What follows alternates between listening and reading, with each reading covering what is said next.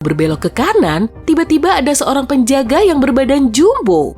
Karena ketakutan, jantungmu berdebar tak karuan dan lututmu seketika lemas. Dia menolehmu, kemudian bertanya, "Mau lewat ya?" Tak mampu menyaut, kamu cuma mengangguk. "Oke, asal kamu tahu saja, siapapun pasti nggak akan mau main teka-teki bareng aku. Kalau bisa memecahkan salah satunya, kamu boleh keluar dari sini. Dan aku nggak akan bilang-bilang kalau kita pernah bertemu. Sepakat?" Kamu mengangguk lagi. Dan inilah teka-tekimu. Penemuan apa yang membuat pandanganmu bisa menembus dinding?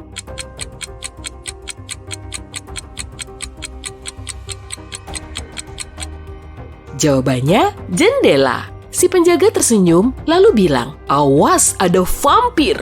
Dia memberi jalan dan membiarkanmu lewat. Nyari saja ya. Vampir? Kok jadi merinding gini? Tapi kamu harus melanjutkan langkahmu agar bisa keluar. Lagi-lagi, ada pintu lain yang diberi kode sandi. Apa kamu bisa memecahkannya? Perhatikan petunjuk ini. Kemudian, lanjutkan urutannya. S, D, T, E, L, E, T, D, S, S.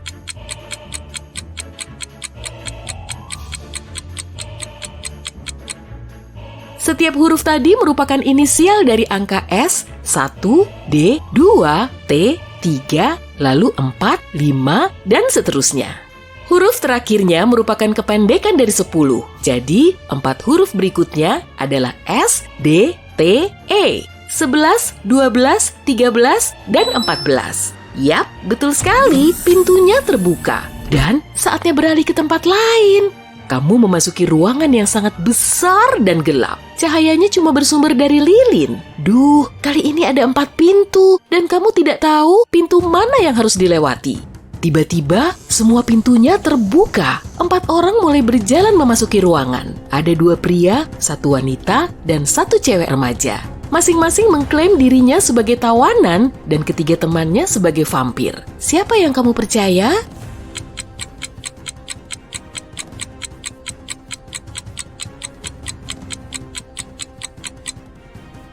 Kamu perlu percaya dengan pria kedua. Cuma tubuh dia yang membentuk bayangan saat terkena cahaya lilin, sedangkan yang lainnya tidak. Jadi, mereka pasti vampir. Kamu segera menghampirinya dan menutup pintu di belakangmu. Dengan begini, mungkin gerak ketiga vampir itu akan terhambat. Ternyata, mereka mengejarmu. Kabur! Sambil berlari, pria itu bilang kalau dia sudah di situ setidaknya selama 3 hari. Di rintangan selanjutnya, dia tidak bisa memecahkannya sendiri, jadi dia tidak bisa lolos. Kamu cuma bisa mencobanya 1 kali, dan kalau kamu gagal, jalan keluarmu akan ditutup selama 24 jam. Akhirnya, kamu menemukan pintu lain yang ditunggui oleh robot penjaga. Agar dia membebaskanmu, kamu perlu menyebutkan kata sandinya. Tapi yang membuatnya makin sulit, kata sandi itu terus berubah-ubah. Saat bersembunyi di situ, pria itu melihat ada 2 vampir yang berhasil melewati pintu. Awalnya, robot bilang 10, dan vampir menyahut 7. Kemudian si robot bilang 6, dan vampir menjawab 4. Saat pria itu mendapat gilirannya, si robot bilang 5. Dia menjawab 3, tapi robot tidak membiarkannya masuk. Pintunya ditutup. Ya, jawabannya masih salah ternyata.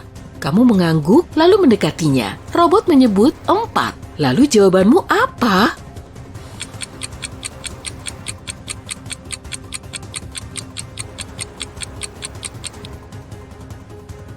Jawabannya adalah 5. Jadi angkanya bukan dibagi 2, tapi dihitung jumlah hurufnya. Nah, jawabanmu kali ini diterima. Robot segera membuka pintu dan membiarkanmu lewat.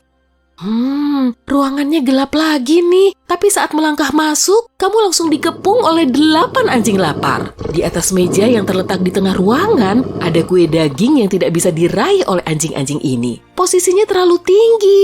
Daripada jadi santapannya, sebaiknya tenangkan dulu hewan lapar ini dan jadikan mereka sebagai teman. Jadi, kamu perlu memberi mereka kue makan malam. Tapi yang jadi kendala, pisaunya super ajaib karena cuma bisa dipakai untuk memotong 3 kali.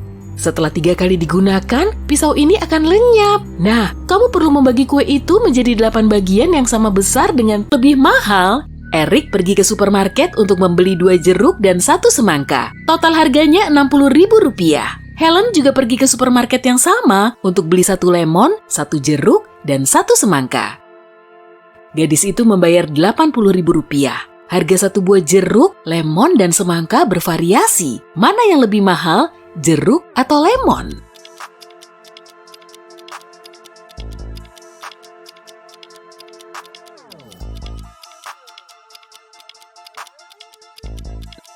Erik mengambil 2 jeruk dan 1 semangka, total harganya Rp60.000.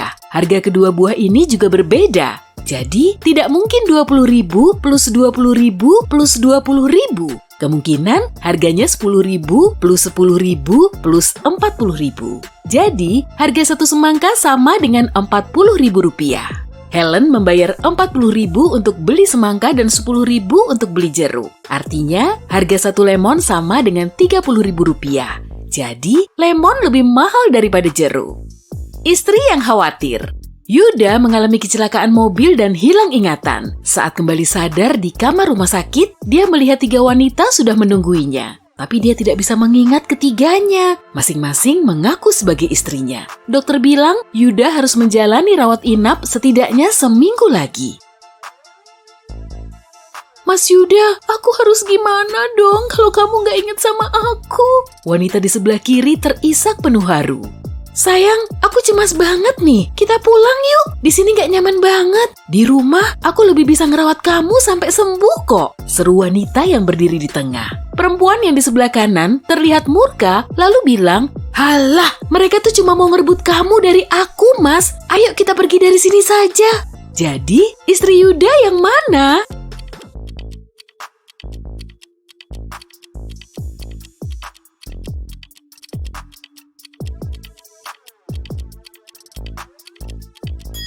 Wanita yang di sebelah kiri, cuma dia yang menunjukkan rasa khawatir. 2 wanita lainnya malah mau membawanya pergi dari rumah sakit. Padahal dia sedang terluka dan butuh perawatan medis.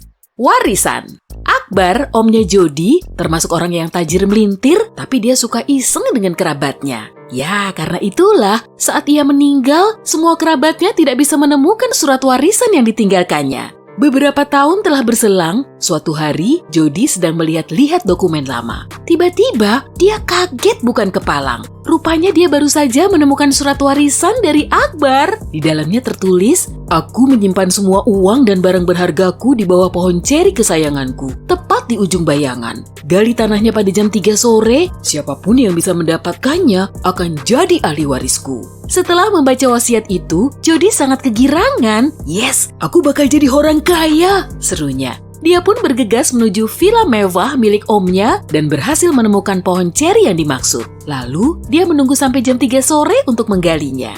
Jody sampai ngos-ngosan saat menggali tanahnya, tapi jeripayahnya itu tidak membuahkan hasil. Karena bingung sekaligus kesal, dia terpaksa pulang. Kok dia tidak mendapatkan warisan itu?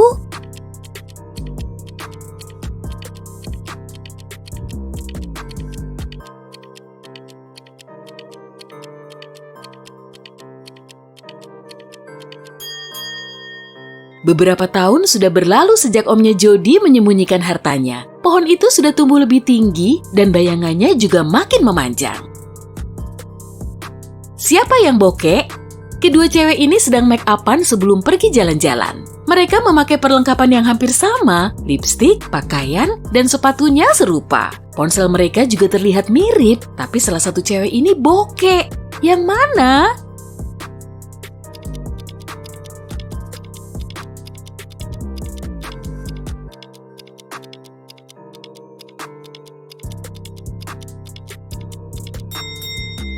Coba deh perhatiin lagi cewek yang di sebelah kiri. Ponselnya mencerminkan pribadinya. Jelaslah, ponsel tiruan. Ya, tapi dia rajin menabung dan tidak sombong kok. Tak lama lagi dia akan jadi orang kaya.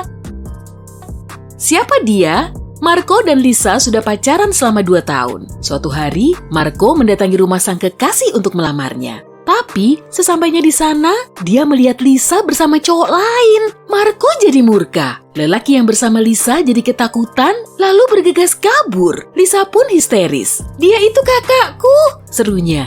Tapi Marco jauh lebih tahu. Sayangnya, Marco tidak melihat wajah cowok itu dengan jelas. Saat dia menyusul keluar, sudah ada 3 lelaki. Selingkuhan Lisa yang mana?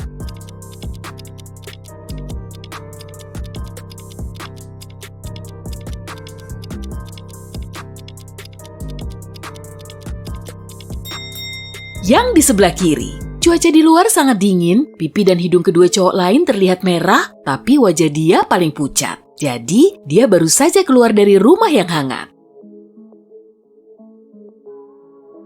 Pilihan yang aneh. Setiap hari, Markus goes menuju stasiun untuk pergi kuliah. Di dekat rumahnya ada 2 stasiun. Stasiun pertama berjarak 2 km dan stasiun kedua berjarak 3 km dengan arah berlawanan.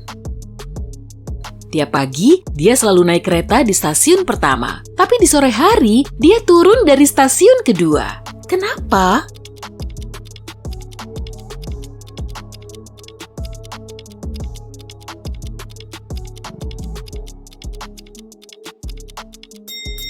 Rumah Markus dan kedua stasiun itu berada di bukit. Dengan begini, dia bisa naik sepeda tanpa perlu menghabiskan tenaga. Soal uang. Seorang penjahat bengis menangkap pengusaha kaya bernama Ryan. Dia mengurungnya di sebuah ruangan. Kamu harus melipat gandakan uang yang kutaruh di atas meja agar bisa lolos. Kemudian, penjahat itu menaruh uang tunai sebanyak 70 juta rupiah. Saat ia kembali, Ryan sudah melipat gandakan uang itu. Padahal, dia tidak meninggalkan ruangan. Dia juga tidak meminta bantuan seseorang. Hah? Gimana bisa?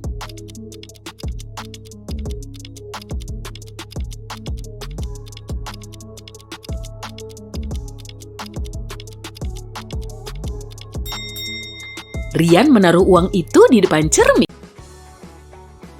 Jessica bekerja sebagai polisi dan punya 3 anak. Dia pulang larut malam dan langsung ke dapur untuk menyiapkan makan malam. Aduh, dapurnya kelihatan mirip kapal pecah. Rupanya ada yang sudah makan sandwich selai coklat. Padahal dia nggak pernah membolehkan anak-anaknya makan makanan begini.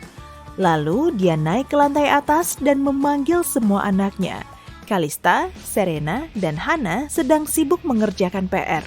Meski ketiganya membantah kalau telah makan sandwich coklat, Jessica tetap tahu pelakunya. Siapa yang berbohong dan bagaimana dia bisa tahu?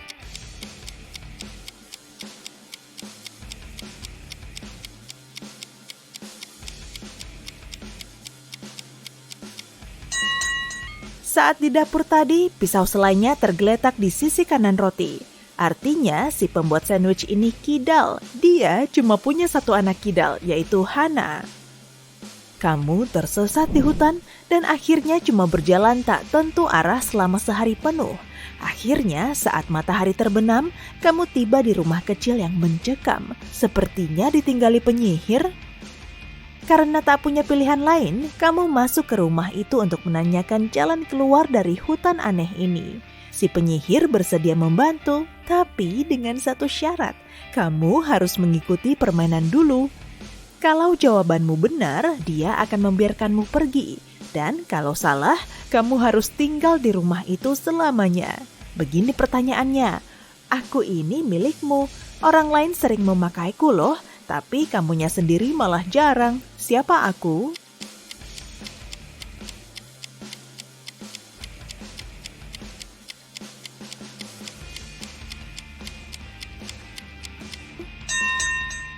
Jawabannya, namamu. Kamu lagi liburan ke luar negeri, menikmati momen santuy yang kamu dambakan. Saat sedang di pantai, kamu berkenalan dengan cewek cantik, lalu ngobrol bareng sepanjang hari. Sore harinya, kamu menyatakan keinginanmu untuk menemuinya lagi besok. Dia tersenyum dan mengiyakan ajakanmu, asalkan kamu bisa menebak negara asalnya. Karena menyukaimu juga, akhirnya dia memberimu petunjuk. Negara asalku adalah 2 dari Belgia, 1 dari Lebanon, 1 dari Albania, 1 dari Nepal, 1 dari Denmark, dan 1 dari Argentina. Apa kamu bisa menebak negara asalnya?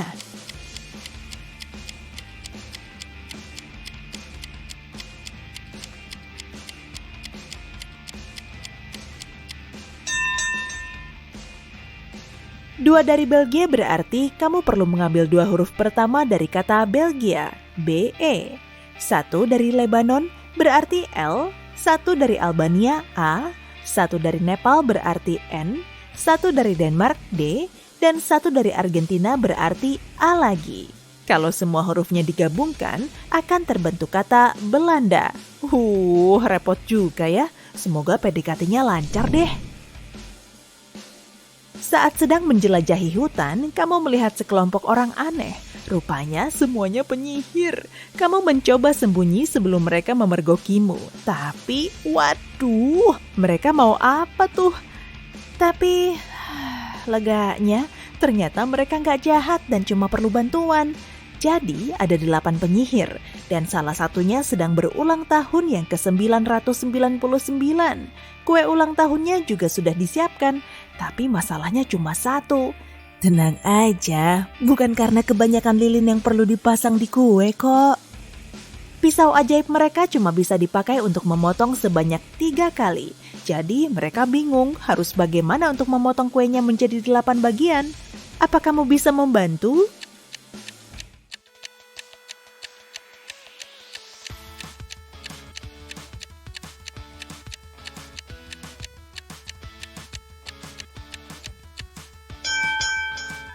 Potong dulu kuenya menjadi 2, lalu potong lagi membentuk 4 bagian yang sama besar, kemudian potong secara horizontal tepat di tengahnya, sehingga masing-masing terpotong menjadi 2 lapis.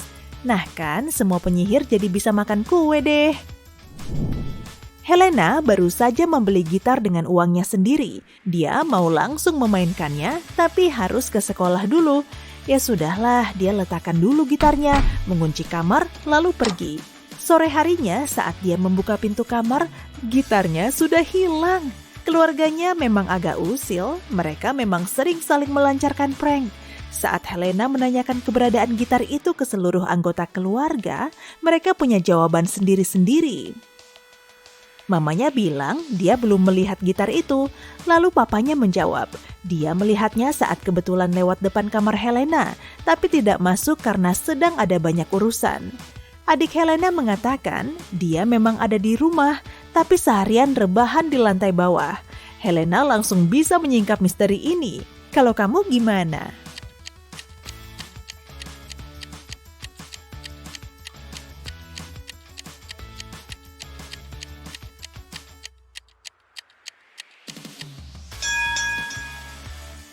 Papanya berbohong. Dia bilang dia melihat gitar itu saat berjalan melewati kamar Helena. Mana mungkin, kan Helena sudah mengunci pintunya saat dia keluar kamar.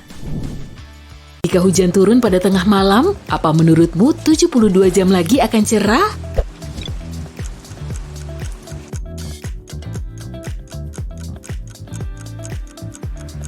Tentu tidak, 72 jam ke depan pasti sudah malam lagi.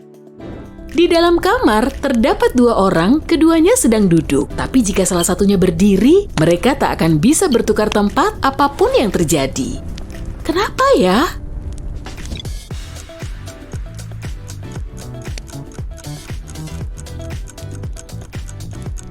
Si orang kedua duduk di pangkuan orang pertama.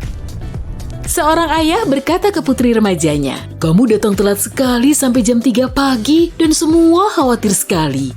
"Ayah nggak mau ini keulang lagi." Lalu putrinya langsung menjawab, "Itu tak akan pernah terulang lagi." Kenapa dia yakin sekali?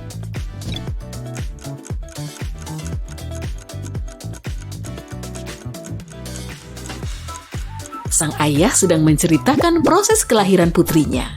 Seorang ahli seni membayar jutaan rupiah untuk lukisan yang dia tahu tidak ada harganya di sebuah lelang. Dia adalah pria yang jujur dan tidak punya niat kriminal. Kenapa dia membeli lukisan ini?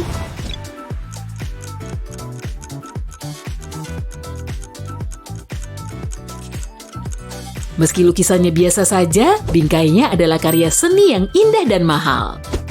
Seorang pedagang kaki lima memasang papan di gerobaknya yang bertuliskan 1 hotdog 15.000, 3 hotdog 50.000. Dia sadar kalau membeli 3 artinya akan lebih mahal, tapi dia tidak mau mengubah tulisannya. Kenapa?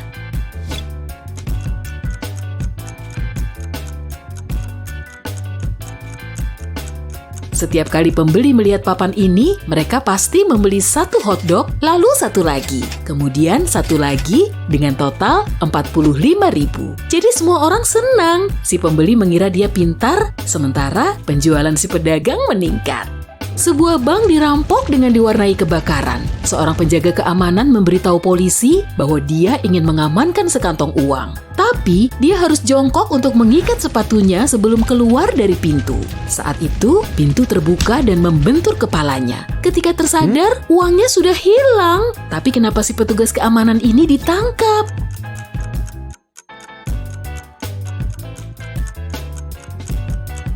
Gampang, semua pintu darurat terbuka keluar. Kamu sedang mampir ke galeri lukisan. Setelah melihat dinding, kamu menyadari salah satu lukisan yang terpajang di sana agak janggal. Kamu melihat rakun, lama, bola football, dan balon. Kira-kira lukisan mana yang janggal?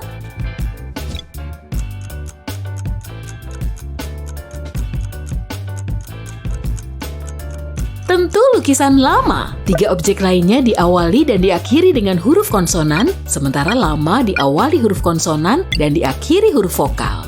Ada 1 tong air di halaman, kamu melihat ke dalam dan berpikir isinya lebih dari setengah, tapi menurut temanmu isinya kurang dari setengah. Bagaimana caramu mencari tahu siapa yang benar tanpa menggunakan alat pengukur atau mengeluarkan air dari tong?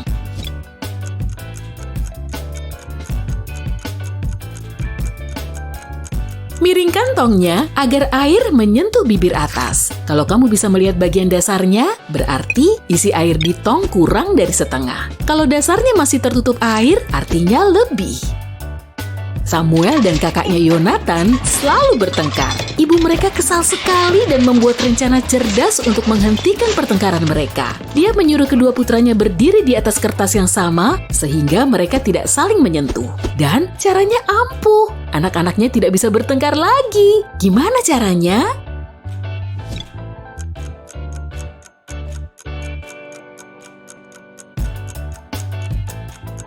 Sang ibu menyelipkan kertas di bawah pintu tertutup dan menyuruh Samuel berdiri di satu sisi. Sementara Yonatan di sisi lain. Ada jembatan yang panjangnya 2 km. Jembatan ini hanya bisa menahan total berat 2.500 kg. Dan sebesar itulah berat truk yang melintasinya. Truk itu mencapai tengah jembatan dan berhenti. Tiba-tiba seekor burung hinggap di atas truk. Apakah jembatan ini akan runtuh?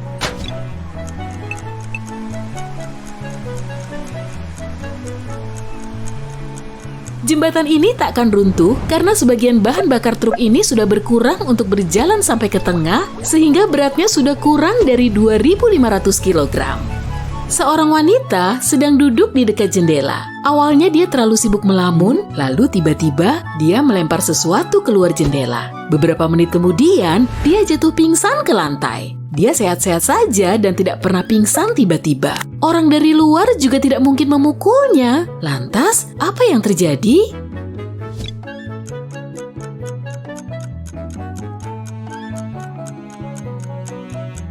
Dia pingsan akibat benda yang dia lempar keluar jendela. Itu bumerang yang berputar kembali dan menghantam kepalanya. Oke, jangan dicoba di rumah ya.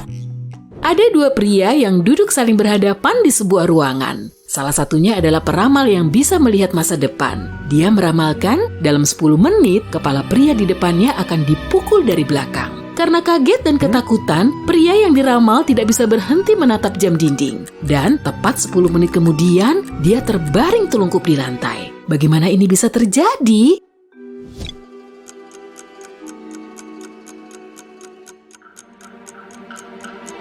Setelah 10 menit, pria itu berbalik untuk melihat apakah ada orang di belakangnya. Tepat pada saat itu, si peramal memukul belakang tengkoraknya. Firasatku mengatakan dia ini. 3 orang teman, Blair, Chloe, dan Neil berjalan seharian di kota. Mereka menemukan rumah kosong yang indah tapi berdebu. Mereka masuk ke sana dan mulai memotretnya. Pada malam hari, mereka melihat hasil fotonya dan salah satu dari mereka berteriak. Perhatikan foto-foto ini. Mana yang membuat mereka ketakutan dan kenapa?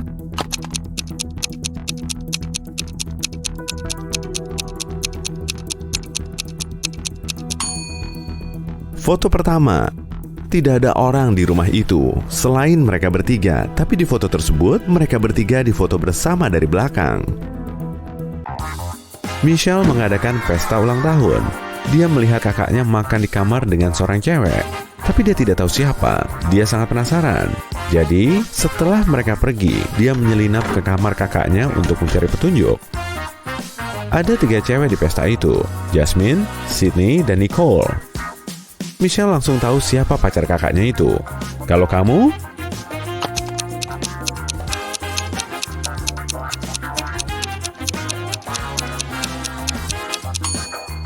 Kakaknya berpacaran dengan Jasmine. Lihat piring dan alat makannya. Ada noda lipstik di garpu dan hanya Jasmine yang memakai lipstik. Pamela adalah pengacara dan Samantha adalah jurnalis. Tebak mana yang merupakan seorang ibu dari kedua perempuan ini?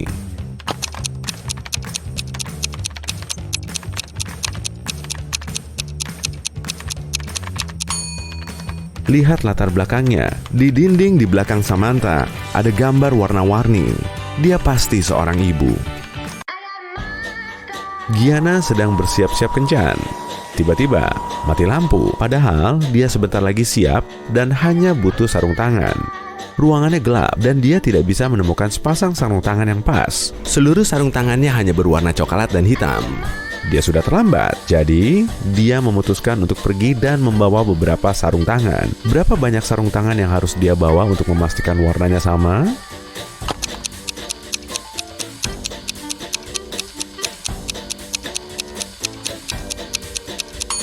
Dia hanya butuh 3 buah. Meskipun 2 sarung tangan pertama beda warna, sarung tangan ketiga akan berwarna hitam atau coklat. Pasti cocok dengan salah satunya. Seorang polisi mengejar-ngejar perampok keliling kota. Tiba-tiba, perampok itu masuk ke rumah sakit dan menghilang. Saat polisi masuk ke rumah sakit tersebut, ada 3 orang dokter. Salah satunya pasti perampok yang menyamar. Kamu tahu yang mana?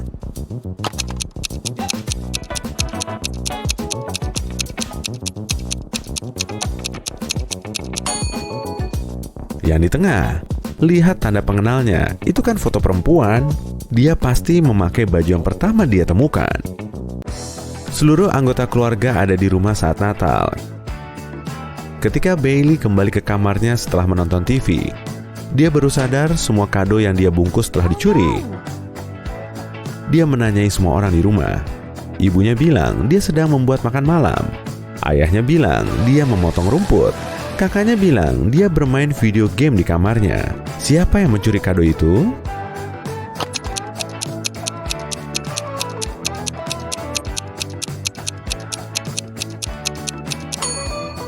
Ayah Bailey. Ini kan musim dingin dan kita bisa melihat di luar bersalju. Mana mungkin dia memotong rumput? Di museum seni, lampu padam selama beberapa menit.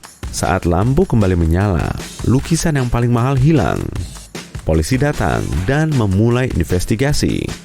Ada 3 tersangka yang diinterogasi polisi.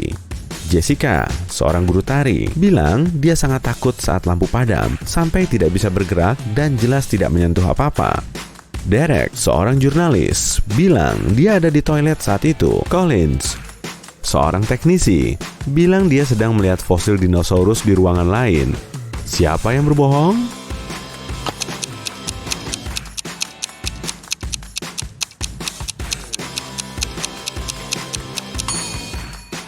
Collins, ini kan museum seni, mana ada pameran dinosaurus? Kamu tahu mana yang bukan manusia serigala sungguhan?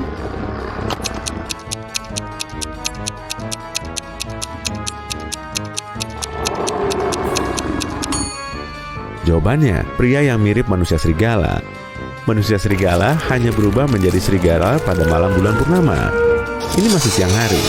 Jadi, pria itu pasti hanya memakai kostum. Esme jalan-jalan di hutan. Setelah matahari terbenam, dia mencoba mencari jalan pulang, tapi malah tersesat. Akhirnya, dia melihat sebuah rumah penyihir dan minta diantar pulang. Penyihir itu mau, tapi Esme harus memecahkan teka-tekinya dulu. Jika tidak, dia harus tinggal bersama penyihir itu selamanya. Penyihir itu mengeluarkan sebuah apel, mengikatnya dengan tali, lalu memegangnya. Dia meminta Esme memotong tali itu menjadi 2 agar apelnya tidak jatuh. Tapi Esme tidak boleh menyentuh atau memegang apel itu. Bagaimana Esme bisa melakukannya?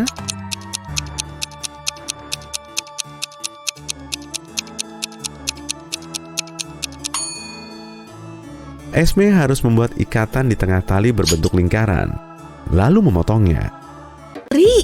Oke, Rudy akhirnya ada di pintu ruang membaca dan Budi selalu menggunakan tombol untuk membukanya. Rudy hanya bisa mencoba 1 kali.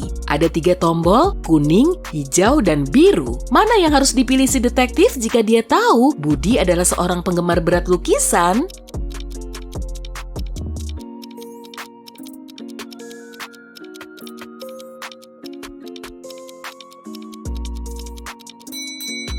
Kombinasi biru dan kuning menghasilkan warna hijau. Jadi, pintunya terbuka. Lampu hijau untuk detektif kita. Dia akhirnya sampai di brankas berisi dokumen rahasia yang bisa membantunya menemukan kebenaran. Jelas, seperti brankas lainnya, brankas ini dikunci dengan kode. Ada peringatan juga di sana, kamu hanya bisa memasukkan kodenya 1 kali. Kalau salah memasukkan kode, brankasnya akan terkunci selamanya. Rudy pun mencari petunjuk dan tara, firasat Rudy benar. Dia melihat kertas di laptop Budi, tertulis kode rahasia. Dan ada kombinasi 3 digit, 3 digit lain, dan 1. Digit di tengah tidak terlihat karena ada noda tinta di atasnya. Bisakah kamu memecahkan kode ini hanya dengan sekali coba?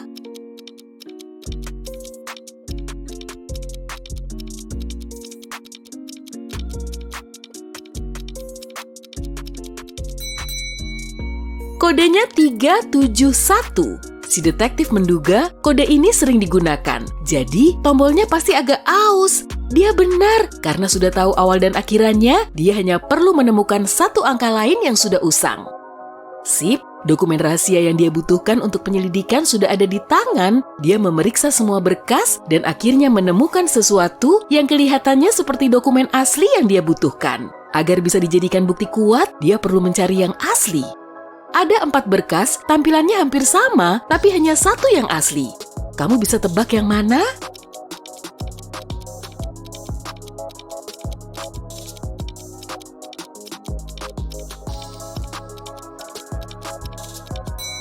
Berkas di atas kiri yang asli. Ada stempel, tanda tangan, dan bertuliskan perjanjian.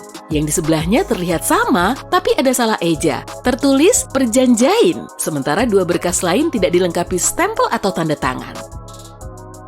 Si detektif membaca perjanjian ini lebih mendetail dan isinya menyinggung lukisan yang Budi beli di pelelangan. Rudy tiba-tiba teringat bahwa temannya Budi diculik agar seseorang bisa menyelinap ke rumahnya dan mengambil lukisan super mahal itu. Dia melihat ke dinding yang berisi semua lukisan koleksi Budi dan menyadari tidak ada lukisan yang hilang. Jumlah paku di dinding sama banyaknya dengan jumlah lukisan. Tetap saja ada yang aneh dengan salah satunya. Bisakah kamu melihat apa yang salah di sini?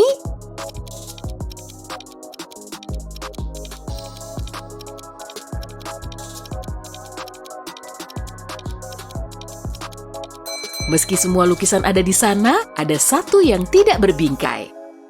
Menurut perjanjian, lukisan itu baru saja dibeli dan seorang ahli seni membantu Budi mengambilnya. Sang pakar adalah orang yang jujur dan dia membantu Budi memastikan semua lukisan lain dalam koleksinya juga asli. Kali ini, lukisan itu ternyata hanya salinan. Kenapa si ahli seni menyarankan Budi membelinya?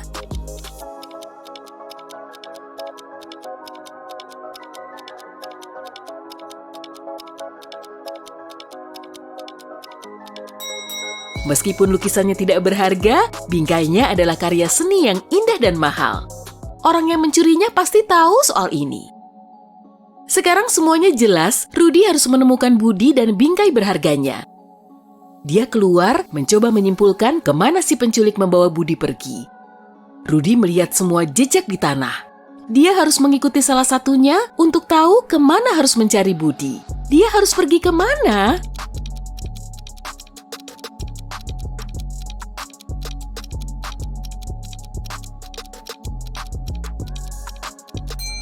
Dia harus mengikuti jejak ke kiri. Ada 3 rangkaian jejak di sini. Yang pertama milik mobil Rudy, jejak kedua milik kendaraan roda 2, dan karena jejaknya sangat tipis, pasti ini jejak sepeda. Tampaknya tidak mungkin untuk menculik seseorang ke suatu tempat dengan sepeda. Jadi, ini pasti jejak sepeda pengirim surat yang datang setiap hari untuk mengirim surat. Lintasan terakhir pasti milik mobil besar, jadi Rudy harus mengikutinya. Dia beruntung tidak ada belokan di jalur ini, jadi dia tinggal menempuh jalan lurus. Setengah jam kemudian, dia melihat tempat mirip istana. Dia pergi ke sana dan melihat 3 parit di depannya. Ini yang pertama, deretan tiang pancang logam. Bagaimana Rudy bisa melompatinya dengan aman?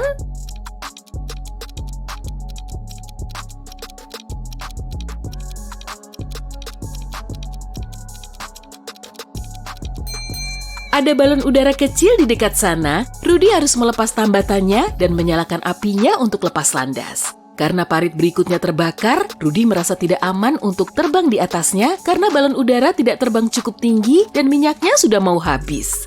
Dan pasti sebentar lagi mati. Namun dia masih berhasil menyeberangi parit penuh api dengan mudah. Bagaimana mungkin?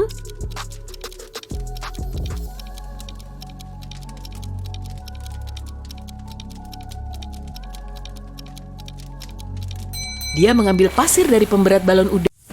Seorang anggota ekspedisi Kutub Selatan terjebak di dalam gua yang dingin. Dia nggak ingat sama sekali dengan peristiwa yang terjadi. Yang jelas, dia harus keluar dari situ. Pria itu melihat 3 pintu. Dia juga menemukan secari kertas yang berisi petunjuk di balik ketiga pintu itu.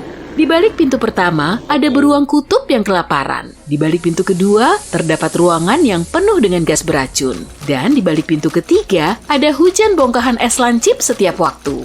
Pintu mana yang harus dia pilih untuk meloloskan diri?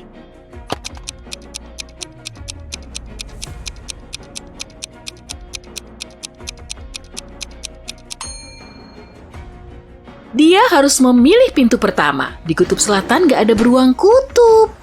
Setelah kuliah, Nana tetap di kampus. Dia harus menyelesaikan tugas salah satu mata kuliahnya. Setelah beberapa saat duduk di koridor, perutnya keroncongan. Dia pun segera beli makan, tapi semua barang bawaannya tetap di situ. Setelah kembali dan memeriksa barang-barangnya, Nana menelepon polisi. Dia menceritakan semua kronologinya dan melaporkan kalau dompetnya dicuri. Ada 3 mahasiswa lain di TKP, semuanya diinterogasi. Keisa bilang dia lagi asik chattingan. Rifki bilang, saya memang duduk sebentar di dekat Nana, tapi saya nggak lihat apalagi megang dompetnya. Galuh bilang dia baru aja keluar dari ruang kelas. Petugas itu mendengarkan keterangan mereka dengan seksama, lalu pergi tanpa menangkap pelakunya. Kenapa?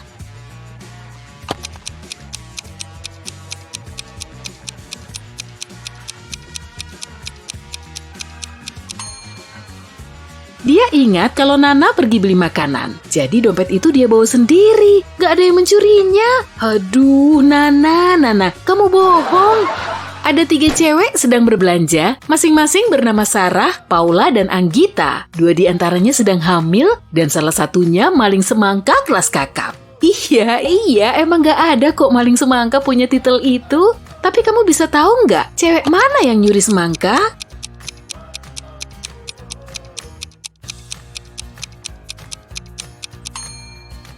Pencurinya, Paula. Dia pakai high heels, sepatu ini kemungkinan besar nggak akan dipakai oleh ibu hamil.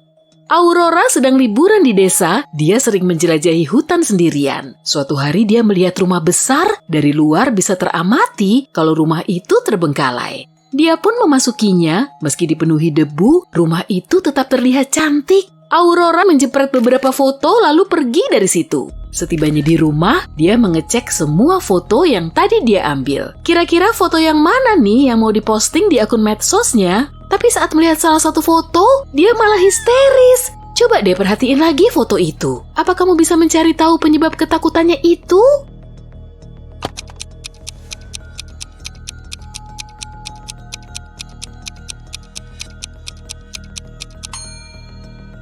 Aurora melihat dirinya sendiri ada di foto. Mana mungkin? Di rumah itu dia kan cuma sendirian. Stella dan Adelina kakak beradik. Nenek mereka menghadiahi gelang untuk Adelina. Tapi keduanya sama-sama menyukai perhiasan ini. Jadi, kadang Stella masuk ke kamar adiknya untuk meminjam gelang itu tanpa izin. Suatu hari, Adelina pulang lalu segera tahu kalau gelangnya hilang. Dia pun menggedor pintu kamar kakaknya. Setelah tahu kalau adiknya sudah berdiri di ambang pintu, dia segera menutupnya lagi. Beberapa menit kemudian, Adelina berhasil masuk ke kamar Stella. Dia langsung mencari gelang itu, dan Stella bilang kalau saat itu dia nggak ngambil gelangnya. Karena pencariannya tidak membuahkan hasil, Adelina keluar dari situ, tapi kemudian dia teringat sesuatu, lalu berhasil mendapatkan gelangnya lagi. Di mana gelangnya?